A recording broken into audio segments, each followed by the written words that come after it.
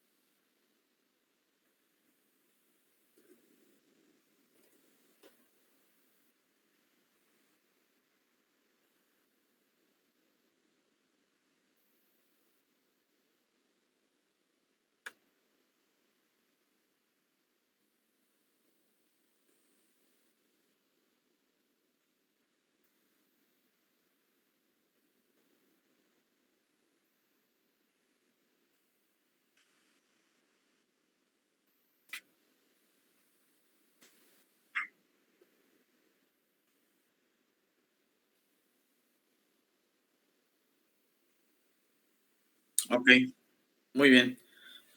Bueno, hoy vamos a empezar a hablar sobre cada uno de los anestésicos locales en específico, ¿no?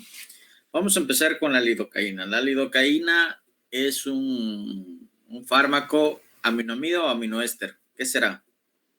Aminamida. Aminoamida, ¿sí? La lidocaína es un fármaco aminoamida. Entonces, ¿qué significa? Que se va a metabolizar en hígado. Tiene un pK de 7.9, una unión a proteínas bajas de 64%, una duración de la acción dependiendo de la localización donde nosotros administremos el anestésico local, puede llegar a tener una duración hasta 120 minutos. En algunos lugares esta duración va a ser menor. Entonces, vimos ayer que de acuerdo a la vascularidad era la absorción que iban a tener los anestésicos locales. Entonces, tomando en cuenta eso, la duración pues va a variar de un sitio anatómico a otro sitio anatómico. La vida media en promedio de la lidocaína es de 45 a 60 minutos. Es el único, recuerden ustedes, el único anestésico local que se puede utilizar para tratar arritmias. No hay otro, no hay más anestésicos locales que nosotros podamos utilizar para tratar arritmias. Es el único que nosotros podemos utilizar vía intravenosa. Cualquier otro anestésico local no está indicado por vía intravenosa. El único es la lidocaína. Y la lidocaína se tiene que utilizar preferentemente en un lugar hospitalario, en un lugar donde tengamos todo lo necesario por si el paciente presenta alguna reacción al uso de un anestésico local. Entonces, me va a servir por vía intravenosa para tratar arritmias. Ya en el siguiente semestre van a ver qué arritmias, a qué grupo pertenecen la lidocaína y qué tipo de arritmias pueden ser tratadas con la lidocaína. Entonces, me va a servir para tratar arritmias, me va a servir también para atenuar la descarga simpática cuando se realiza una laringoscopía, o me va a servir también para auxiliar a los pacientes que van a ser intubados de forma despierta.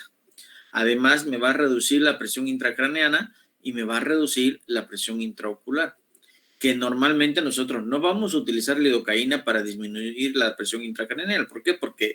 Para disminuir la presión intraocular, porque podemos exponer al paciente a que nos presente los efectos adversos propios del anestésico local. Entonces, la lidocaína, además, es el único anestésico local que se recomienda para aquellos médicos que no son anestesiólogos. Los médicos anestesiólogos ocupamos prácticamente la gran mayoría de estos anestésicos locales. No ocupamos todos porque no hay en el sector salud todos los anestésicos locales que hemos visto. Pero sí tenemos lidocaína, tenemos ropivacaína, tenemos mepivacaína, tenemos bupivacaína. Entonces, estos anestésicos locales que nosotros tenemos a la mano, pues los utilizamos a diario, los utilizamos en todos los procedimientos. Pero para aquellos médicos que no son anestesiólogos, el más recomendado, por cierta manera ser menos dañino que los demás, es la lidocaína. Entonces, la lidocaína sí la van a utilizar ustedes para todo, o casi para todo. Si van a tener un parto, pues van a hacer una episiotomía, pues van a utilizar lidocaína. Si van a cerrar una herida, pues también van a utilizar lidocaína. Si van a quitar un linfoma, pues también van a utilizar lidocaína. Entonces, la lidocaína es el anestésico más recomendable para aquellos médicos que no son anestesiólogos. La dosis va a variar dependiendo la vía por la cual vamos a utilizar la lidocaína. Si utilizamos la vía intravenosa, normalmente la ocupamos de 2 miligramos por kilo si estamos en una unidad hospitalaria, y si no estamos en una unidad hospitalaria, lo máximo que podemos utilizar o que se recomienda utilizar son 2 miligramos por kilo. ¿Por qué? Porque 1.5 miligramos por kilo, porque más de 1.5 miligramos por kilo hay posibilidades de que el paciente pudiera llegar a presentar efectos adversos. Cualquiera de los que ya vimos ayer, incluyendo las crisis convulsivas. Entonces, ayer hablábamos que la lidocaína es un fármaco base y que para poderlo maniobrar se tiene que meter o contener en una sustancia un poquito ácida, y el pH en el cual se va a contener el frasco, la presentación de la lidocaína, va a ser de una concentración de pH de 5 a 6, si no contiene adrenalina. En este pH de 5 a 6, el clorhidrato de lidocaína es más estable y nos va a aguantar para poderlo transportar y poderlo aplicar sin ningún problema. Ahora, si nosotros queremos añadir, o en aquellas presentaciones que se añade adrenalina a la lidocaína, el pH se tiene que disminuir. ¿Por qué? Porque la adrenalina en un pH de 5 a 6 pues no es estable, se va a desintegrar. Entonces, si queremos tener una solución que contenga lidocaína más adrenalina, lo que se hace es disminuir el pH. El pH se pasa entonces de 4 a 4.5, el pH en el cual va a estar contenida la lidocaína con epinefrina. Entonces, lidocaína sola vamos a tener va a estar en un pH de 5 a 6, lidocaína con epinefrina va a tener un pH entre 4 a 4.5. ¿Y cómo se hace o cómo se logra disminuir este pH? Agregándole una sustancia que se llama bisulfito de sodio al 0.1%. Este bisulfito de sodio va a estar contenido en aquella lidocaína que contiene adrenalina. ¿Sí? Esta lidocaína que contiene adrenalina, si por alguna razón se llegara a aplicar por vía subaracnoidea, en ocasiones el médico anestesiólogo está tratando de colocar este anestésico local vía peridural, pero en ocasiones no tener la habilidad, más cuando se va empezando en la carrera de anestesiología, no se tiene la habilidad y se puede perforar la dura madre. Se perfora la dura madre y se deposita el anestésico local en el espacio subaracnoideo. Cuando eso pasa y las concentraciones de lidocaína que se administran en el espacio subaracnoideo son altas, puede provocar una crisis convulsiva de forma inmediata. Y ese daño que se ocasiona a nivel del sistema nervioso central, que el paciente puede caer en un coma, es ocasionado por esta sustancia, el bisulfito de sodio. El bisulfito de sodio se hace para mantener el pH más bajo de lo normal en una presentación de lidocaína. ¿Para qué? Para que pueda agregársele adrenalina. Entonces, este bisulfito de sodio es tóxico para los pacientes a quienes se les administra de forma no contemplada la lidocaína vía subaracnoidea. Ahora, los anestésicos locales como la lidocaína, que van añadiendo, que vienen en una presentación añadiéndoseles adrenalina, no deben de ser utilizadas en pacientes con enfermedad coronaria, porque acuérdense que la adrenalina lo que va a provocar es una vasoconstricción a nivel local para evitar que la lidocaína se pueda absorber en menor tiempo. Entonces, lo que se trata es que se mantenga en el sitio donde nosotros aplicamos la lidocaína. Pero esa adrenalina en un momento dado también se puede absorber y puede provocar una vasoconstricción severa, incluyendo vasoconstricción en las arterias coronarias. Por eso es que no se debería de utilizar lidocaína con epinefrina en pacientes que tengan una enfermedad coronaria. Tampoco se tiene que utilizar en pacientes que tengan arritmias malignas, que tengan hipertensión no controlada o que tengan hipertiroidismo. Y además, tampoco se tiene que utilizar en pacientes con tratamiento a base de antidepresivos tricíclicos. Ahora, ¿en qué partes yo no debería de utilizar lidocaína con epinefrina? ¿En qué parte anatómica de nuestro cuerpo no es recomendable utilizar lidocaína con epinefrina? ¿Qué han leído ustedes? En las partes distales, como los dedos de los Distales como los... En las partes distales.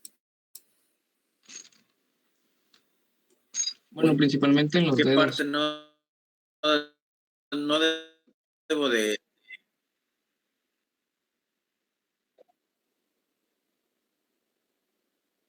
Principalmente en los dedos. ¿Por qué en los dedos no?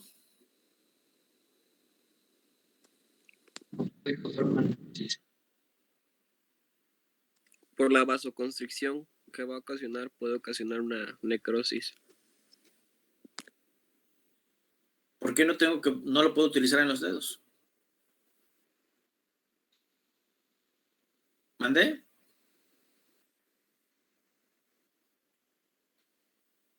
Se recomienda no utilizar lidocaína con epinefrina en aquellos lugares anatómicos que tienen una muy mala irrigación, o sea, o que dependen únicamente de un vaso o de dos vasos para poder irrigar toda la parte, toda la región anatómica. En los dedos, si ustedes recuerdan anatomía, ¿cuántas arterias llegan?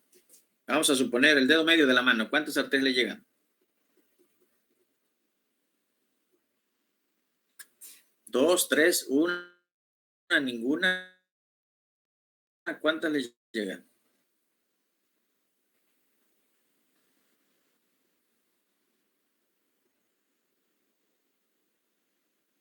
Bueno. ¿Qué pasa si nosotros administramos la lidocaína con epinefrina en una zona anatómica donde tiene muy mal flujo o donde el flujo, como le dije hace rato, depende de una arteria o de dos arterias y además no tienen flujo colateral? ¿Qué va a pasar? La epinefrina va a provocar una vasoconstricción importante que va a impedir el paso hacia la parte distal de la extremidad o de la zona. En este caso, si ponemos el ejemplo del dedo, nosotros aplicamos la lidocaína en la base del dedo, va a provocarse una vasoconstricción y el flujo ya no va a llegar hacia la parte distal del dedo. Puede provocar una necrosis de ese dedo. Entonces, jamás se les ocurra utilizar lidocaína con epinefrina en dedos de la mano o dedos del pie. ¿Dónde más no deberían de ser utilizadas?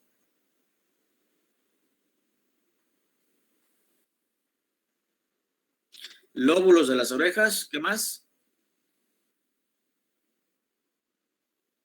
La punta de la nariz, ¿dónde más?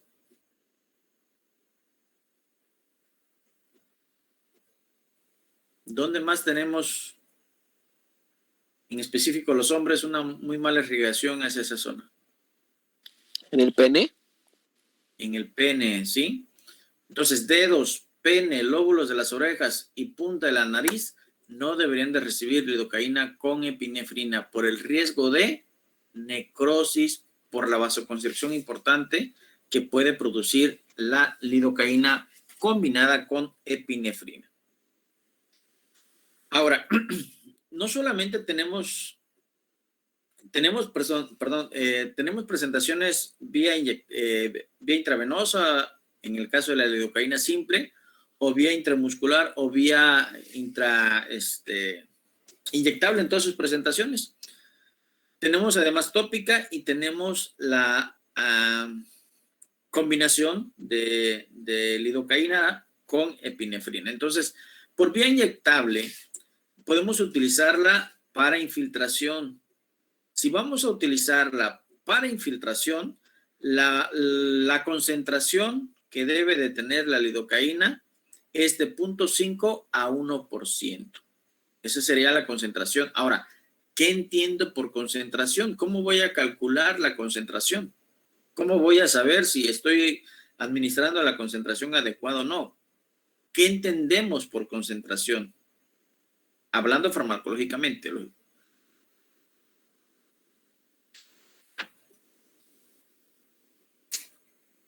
Si yo les digo, la lidocaína simple viene a una concentración del 2%, ¿qué significa?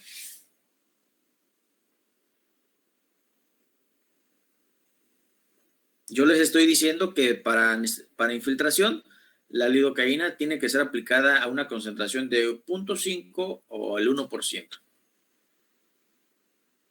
¿Qué es la concentración?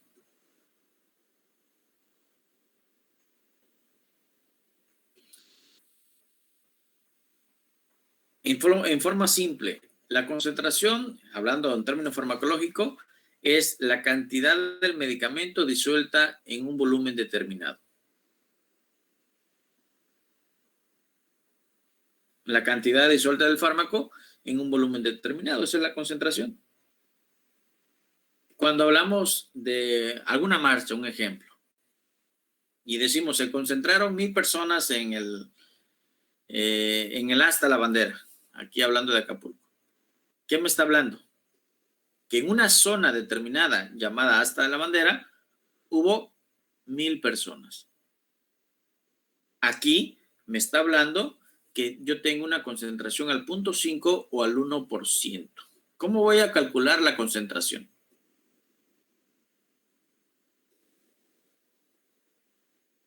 ¿De qué me habla esa concentración?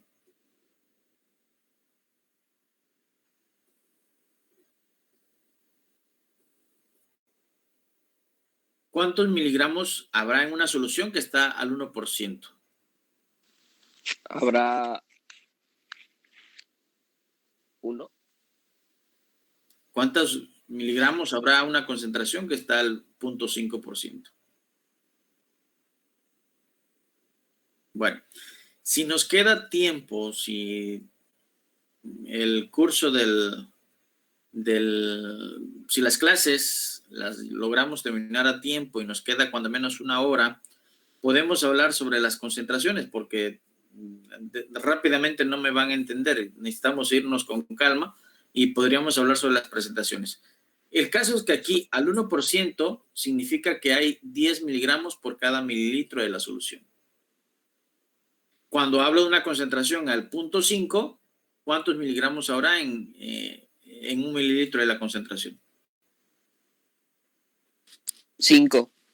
5 miligramos. Si hablo de una concentración al 2%, habrá 20 miligramos por cada mililitro. 20. ¿Sí? Entonces, 1% equivale a 10 miligramos, 2% equivale a 20 miligramos. Y si tuviéramos una concentración como la glucosa que viene al 50%, o una concentración al 10% de la glucosa, ¿sí? Entonces, si nos queda tiempo, vamos a hablar sobre eso, ¿sale? Entonces, de acuerdo al uso que yo le vaya a dar, pues voy a modificar esa concentración, voy a modificar la cantidad de miligramos que hay en una solución. Para infiltración les decía de 0.5 a 1%, para anestesia regional intravenosa de 0.25 a 0.5%, para bloqueo nervioso de 1 a 1.5%, para anestesia peridural de 1 a 2%, y para anestesia raquídea o espinal al 5%. Esta presentación ya no la tenemos disponible. Hasta hace unos 10 años yo creo que todavía estaba en uso, ya no está, ya la sacaron del mercado, ya no está esta presentación al 5%. Pero también puedo utilizar la lidocaína de forma tópica. La puedo utilizar en gel, en pomada y en aerosol. En aerosol viene una concentración del 10%. ¿Cuántos miligramos habrá por mililitro?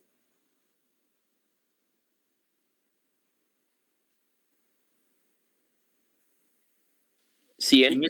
100 miligramos por mililitro, ¿sí? Entonces, a pesar de que sea lidocaína, las concentraciones van a variar y nos van a dar la cantidad de medicamento que hay disuelto en una solución.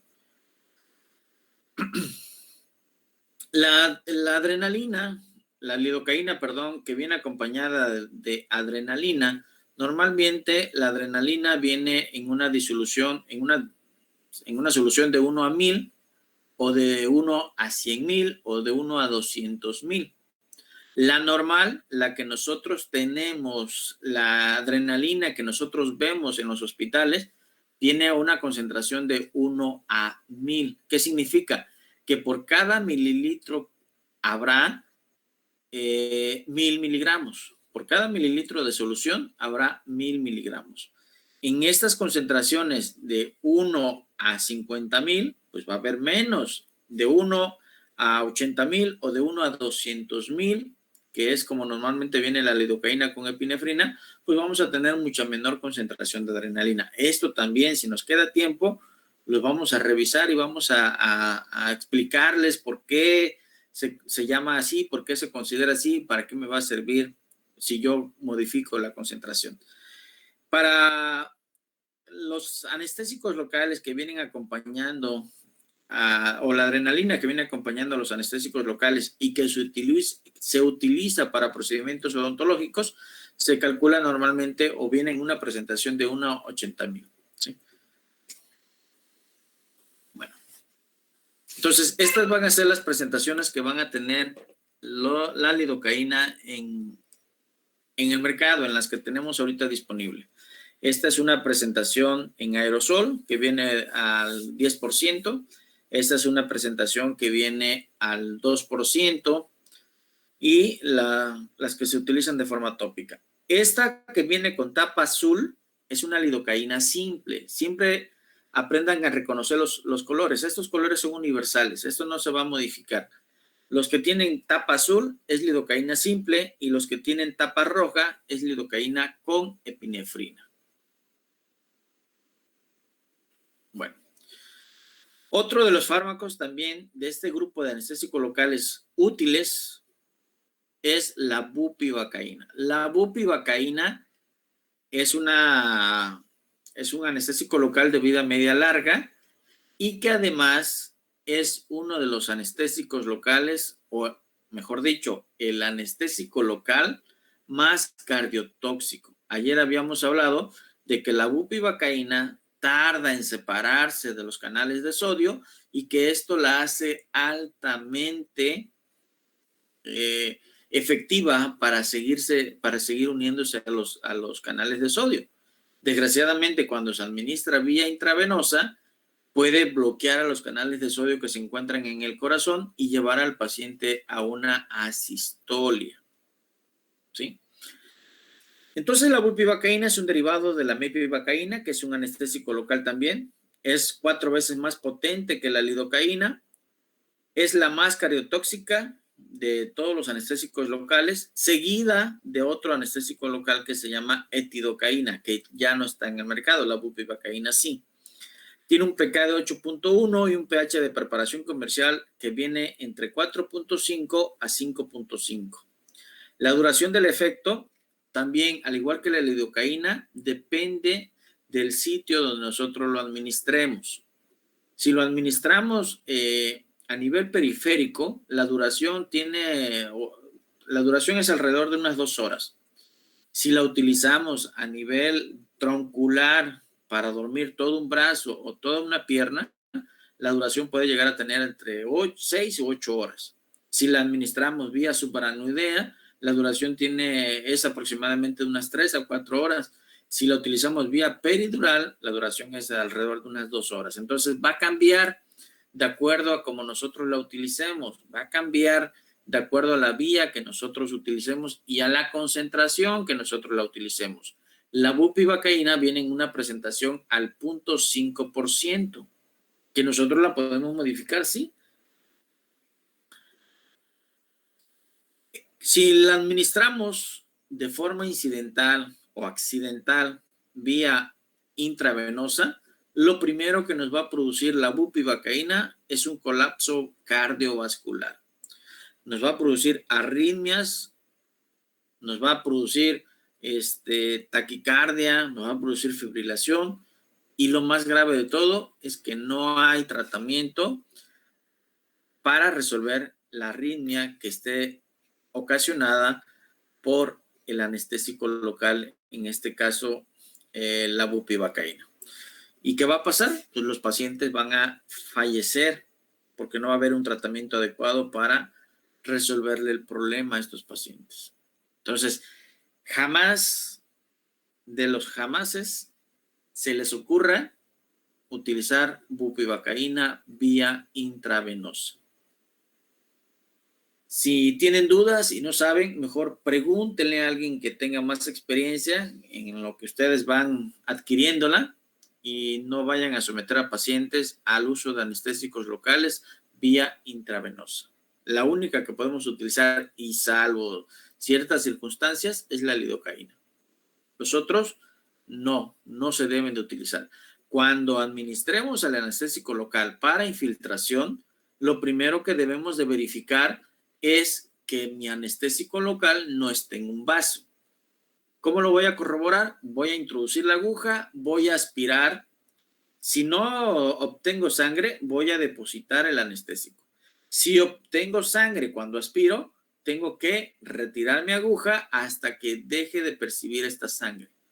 ¿Por qué? Porque si yo no verifico esto, puedo hacer una inyección intravascular y yo no me di cuenta. No voy a acabar de retirar mi aguja cuando el paciente puede estar ya con un problema cardiológico. Entonces, hay que evitarnos meternos en este tipo de problemas. Otro también muy utilizado es la ropivacaína. La ropivacaína, a comparación de la bupivacaína, es menos cardiotóxica. Además, la ropivacaína tiene propiedades vasoconstrictoras a diferencia de la bupivacaína. Esta ropivacaína puede producir una vasoconstricción local, lo que evita que se pueda absorber de forma rápida. La ropivacaína, su pK es de 8.2 y tiene un pH en preparaciones comerciales un poquito más alcalino comparado con la lidocaína y con la bupivacaína. Es de 0.5 a 6 el pH en la solución en la que viene la ropivacaína. Tiene una duración similar a la bupivacaína y algo que caracteriza a la ropivacaína es que produce menos bloqueo motor. Ayer habíamos hablado sobre las fibras que se iban a bloquear para producir un bloqueo motor. Esta ropivacaína, entonces, tiene menos efecto sobre cuál de las fibras que mencionamos ayer. ¿Se acuerdan?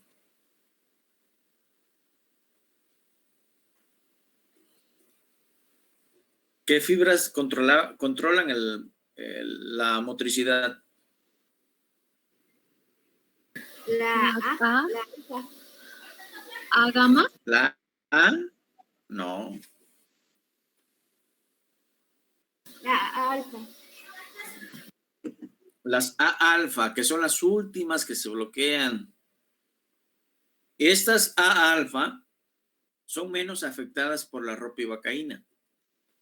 En ocasiones, nosotros podemos administrar la ropivacaína vía peridural y con otros anestésicos normalmente vamos a tener también bloqueo tanto de la sensibilidad como de la motricidad de miembros inferiores. Con la ropivacaína, el paciente deja de tener sensibilidad y de acuerdo a las concentraciones que nosotros utilizamos, podemos provocar una inhibición del dolor, pero el paciente puede seguir deambulando. ¿Sí? Esa es una de las propiedades que nos da la ropivacaína.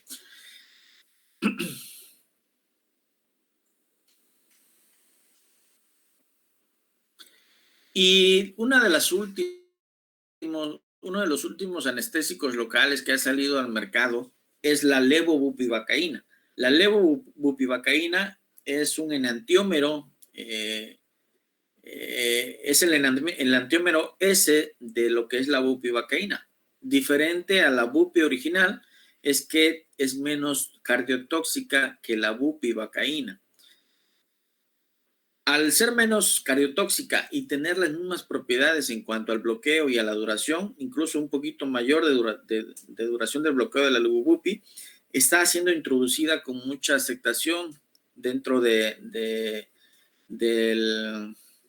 tratamiento del arsenal que se tiene para producir anestesias, ¿no? En este caso, los anestésicos locales.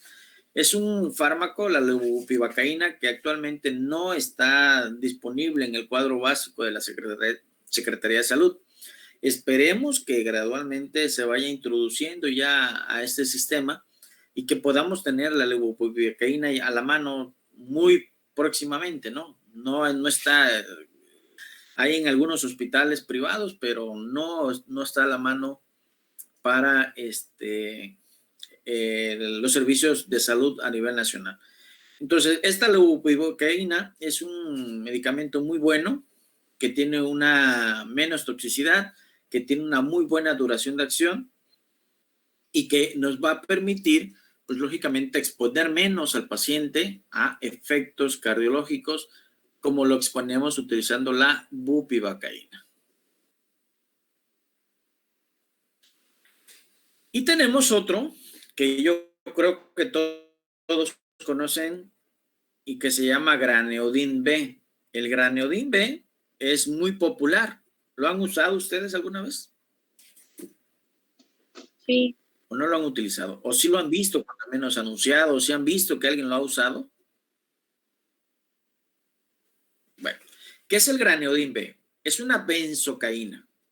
Como es una benzocaína, entonces hablo de que es un fármaco que pertenece al grupo de los aminoamidas o de los aminoésteres. ¿A cuáles pertenecerá? Aminoésteres.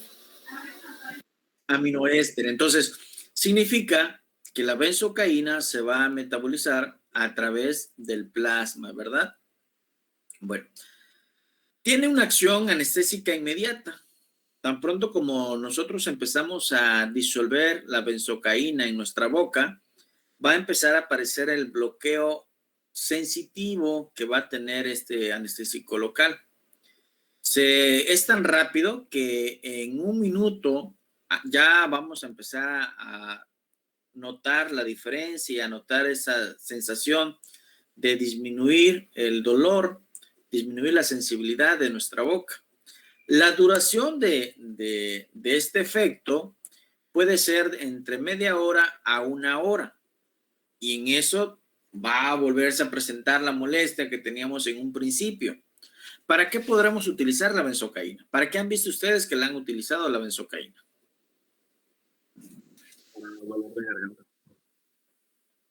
Amigdalitis. Para una amigdalitis, ok. La faringoamigdalitis puede ocasionar dolor. La benzocaína me va a disminuir el dolor quizás una hora por mucho.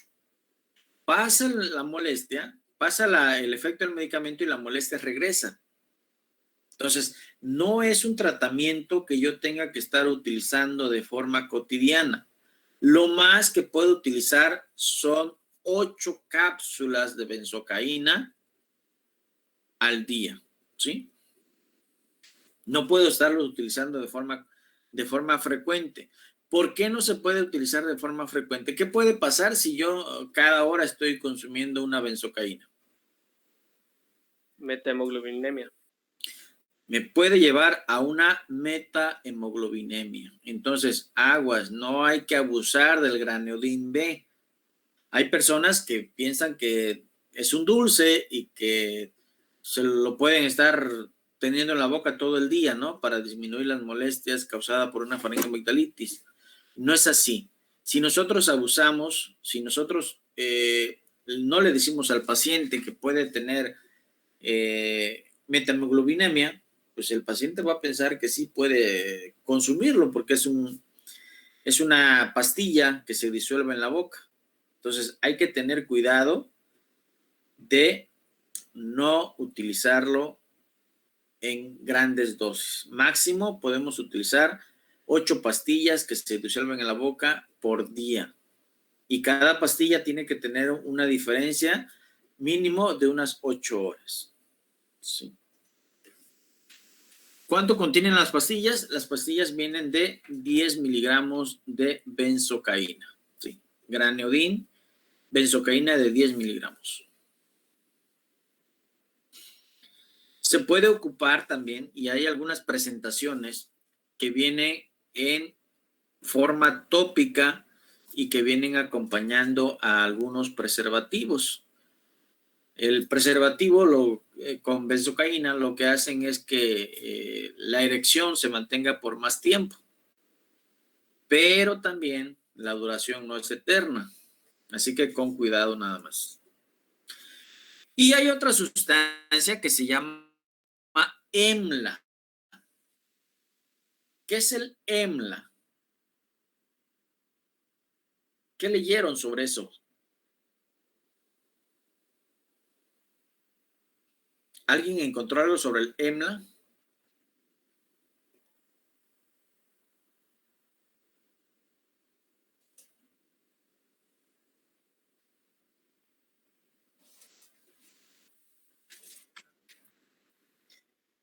EMLA. El EMLA en sí es una sustancia que está formada por anestésicos locales. El EMLA es un anestésico local y tiene la característica de un término que se llama eutéctico. El término eutéctico es un término que se va a aplicar a las mezclas o a la combinación de anestésicos locales que tienen una temperatura de fusión baja de los elementos que la conforman. Es un aglomerado, es una mezcla de anestésicos locales que se van a combinar a la temperatura más baja de cada uno de ellos.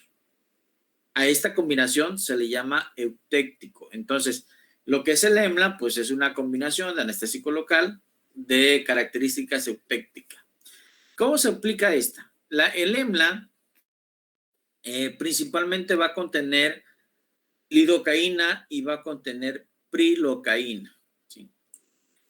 Esta preparación va a permitir concentraciones mucho más altas de los anestésicos locales disponibles para ser absorbidos de forma tópica, en comparación a aquellas presentaciones del anestésico local solo. Si los combinamos 2, 3 o más anestésicos locales y lo aplicamos de forma tópica, esta combinación va a hacer que se absorban los anestésicos locales más rápido y que anestesien la zona más rápida que si utilizáramos cada uno de los anestésicos locales de forma separada. El EMLA, entonces, lo que va a hacer es es una combinación de anestésicos locales que va a permitir una más rápida absorción y más rápida aplicación con una disminución del dolor en el sitio donde apliquemos. Este EMLA viene en parches. Este parche se aplica a la zona donde nosotros queremos en un momento dado puncionar. Hay gente que tiene mucho temor a ser infiltrado. ¿Qué hacemos entonces? Colocamos el parche EMLA en la zona, dejamos ahí unos 20, 30 minutos. Cuando retiramos el parche, se hace la asepsia, antisepsia y se introduce la aguja, ya no se percibe dolor. Para eso se utiliza, para evitar que la persona perciba el dolor cuando se tiene que realizar alguna infiltración.